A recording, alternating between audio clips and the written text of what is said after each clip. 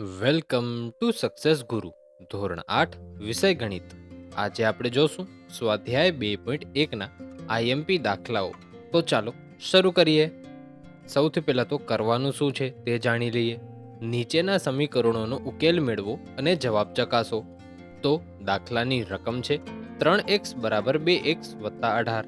આ દાખલો સ્વાધ્યાય 2.1 નો પહેલો દાખલો છે. તો ચાલો હવે આપણે આ દાખલો સોલ્વ કરીએ.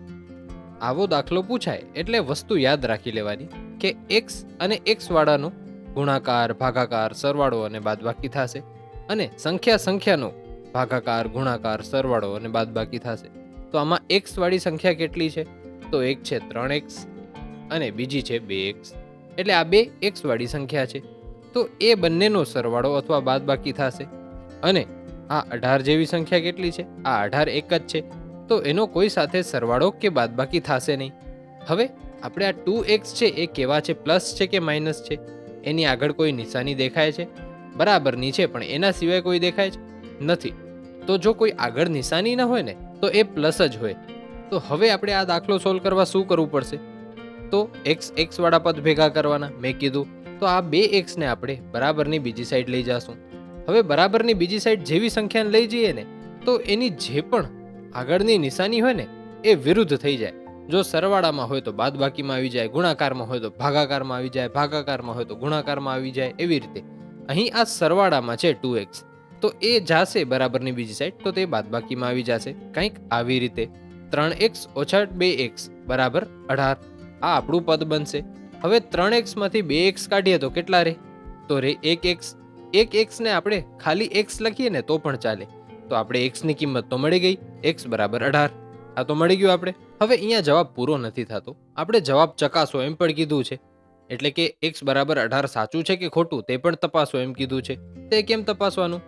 તો આપણે આ જે રકમ આપેલી છે 3x બરાબર 2x વત્તા 18, તો જ્યાં જ્યાં x છે ને ત્યાં 18 મૂકવાના છે અને દાખલો ગણવાનો છે. તો હાલો આપણે મૂકી દઈએ જ્યાં x છે ત્યાં 18. 3 કૌંસમાં 18 બરાબર 2 કૌંસમાં 18 વત્તા 18. હવે કૌંસમાં 18 એટલે શું કરવાનું? તો આ બંનેનો ગુણાકારનો સંબંધ થયો. કાં તો કે કૌંસમાં છે એટલે, હા કૌંસમાં છે એટલે. પણ તમે અહીંયા 3x જોવો અને વચ્ચે કોઈ નિશાની ન હોય ને તો સમજી જ લેવાનું કે એ બંનેનો ગુણાકારનો સંબંધ છે.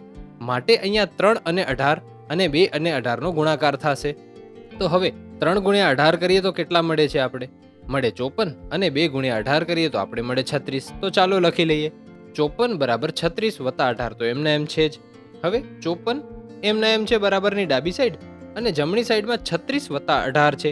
36 વત્તા 18 કરીએ તો કેટલા મળે છે? 54 મળે છે. તો 54 બરાબર 54 થઈ ગયું. તો ડાબી સાઈડ બરાબર જમણી સાઈડ થઈ ગયું, એટલે કે ડાબા બરાબર જબા થઈ ગયું. તો x બરાબર 18 એ આપણો જવાબ સાચો છે. આપણે ચકાસી પણ લીધું. તો આપણો પહેલો દાખલો આજનો અહીં પૂરો થાય છે. તો આપણો આજનો બીજો દાખલો છે 2.1 નો 7મો દાખલો, જેની રકમ છે x બરાબર 4/5 કૌંસમાં x વત્તા 10 કૌંસ પૂરો. તો હવે આપણે આ દાખલો સોલ્વ કરીએ. તો x વાળા પદ કેટલા છે? આમ તો x 2 દેખાય છે, પણ પદ કેટલા છે? 2 જ થશે. હવે એ કેવી રીતે થશે? તો આ જે x વત્તા 10 એ આપેલું છે ને એનો સંબંધ કેવો છે આ 4/5 સાથે? ક્યાં છે? કૌંસમાં છે x વત્તા 10. એની વચ્ચે કોઈ નિશાની છે? નથી નિશાની. કોઈ નિશાની નથી અને કૌંસમાં છે, એનો અર્થ એમ કે એ બંનેનો સંબંધ ગુણાકારનો છે. તો હવે x વત્તા 10 એની ઉપર કાંઈ છે? અહીંયા કાંઈ નથી ને, એટલે એ અંશમાં છે. જો છેદમાં હોત તો એ આવી રીતે લખેલું હોત, 1 x વત્તા 10 એવી રીતે લખેલું હોત. પણ એ લખેલું નથી એટલે આ અંશમાં છે. તો અંશનો અંશ સાથે ગુણાકાર થાય અને છેદનો છેદ સાથે ગુણાકાર. હવે છેદમાં કાંઈ નથી તો 1 તો હશે જ, એટલે કે x/1 વત્તા 10/1 એ તો હશે જ. તો હવે 4નો ગુણાકાર આ x સાથે થશે સૌથી પહેલા તો, અને આ 4નો ગુણાકાર વત્તા 10 સાથે થશે, અને 5નો ગુણાકાર બંનેના છેદમાં રહેલા 1 સાથે થશે. તો આપણું આગળનું પદ બનશે x બરાબર 4x/5 વત્તા 40/5. આટલું તો થઈ ગયું. હવે કાંઈ ઉડતું હોય તો ઉડાડી દેવાનું. તો આપણે જોઈ શકીએ છીએ આ 5 થી આ 40 ઇઝીલી ઉડી જાય છે, તો 8 રહી જશે. તો આપણું આગળનું પદ બનશે x બરાબર 4x/5 વત્તા 8. હવે x ભેગા કરીએ તો 4x/5 એ આપણું x વાળું પદ છે. અહીંયા કોઈ નિશાની છે નથી, તો તે પ્લસમાં છે એટલે કે સરવાળામાં છે, તો બરાબરની બીજી સાઈડ જતા તે બાદબાકીમાં આવી જશે. તો આપણું પદ બનશે x ઓછા 4x છેદમાં 5. હવે આ x ના છેદમાં કાંઈ છે નથી, તો એક તો હોય જ, એ આપણે જાણીએ છીએ. તો હવે આવી બાદબાકી હોય કે x ઓછા 4x છેદમાં 5, તો એમાં છેદ સરખા હોવા જોઈએ.